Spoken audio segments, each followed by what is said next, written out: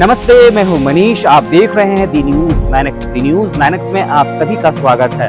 खबर थंबनेल में देखा होगा और आपको बताने भी जा रहे हैं। बिहार में विपक्षी इंडिया गठबंधन में अपने कुनबे में एक और दल को एंट्री दी है। मुकेश सहनी की पार्टी विकासशील इंसान पार्टी महागठबंधन में शामिल हो गई है। मुकेश सहनी की पार्टी बिहार में 3 लोकसभा सीटों पर चुनाव लड़ेगी। अहम बात यह है कि आरजेडी ने अपने कोटे से 3 सीट मुकेश सहनी को दी है।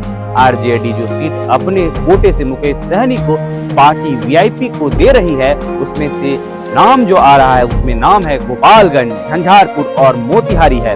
आरजेडी पहले 26 सीटों पर चुनाव लड़ रही थी, लेकिन अब 23 सीटों पर चुनाव लड़ेगी, जबकि वीआईपी 3 सीटों पर चुनाव लड़ेगी। इस बीच बिहार के पूर्व उप मुख्यमंत्री तेजस्वी यादव और मुकेश सहनी ने एक साथ बैठकर प्रेस कॉन्फ्रेंस को संबोधित किया।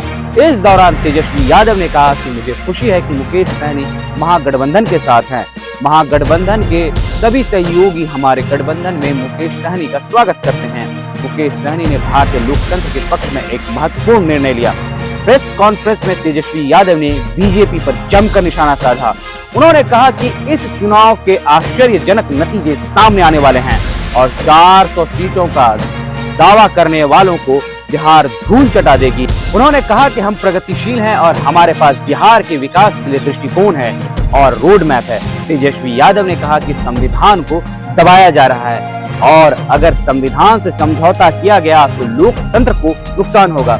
बीजेपी पर निशाना साधते हुए तेजस्वी यादव ने कहा कि वो देश में तानाशाही लागू करना चाहते हैं और उनके खिलाफ लड़ाई लड़ रहे हैं। बिहार में पहले जो सीटों का बंटवारा हुआ था उसके अनुसार आरजेडी 26 सीटों पर, कांग्रेस 9 और लेफ्ट 5 सीटों पर चुनाव लड़ रही थी, लेकिन अब आरजेडी 23 सीटों पर चुनाव लड़ेगी और वीआईपी 3 सीटों पर चुनाव लड़ेगी। एनडीए गठबंधन की ओर से बीजेपी 17 सीटों पर चुनाव लड़ रही है, तो वहीं जेडीयू 16 सीटों पर चुनाव लड़ रही है। जीतन राम मांझी की पार्टी 1 सीट और उपेंद्र कुशवाहा की आरएलएम को 1 सीट मिली है। बहरहाल ये खबर थी महागठबंधन से जुड़ी हुई। आपको हमारी ये खबर कैसी लगी? आप अपनी राय हमारे कमेंट बॉक्स में जरूर दें। राजनीतिक हलचल से जुड़ी हुई हर एक अपडेट्स के लिए आप दी न्यूज मैनेक्स के साथ बने रहें। शुक्रिया।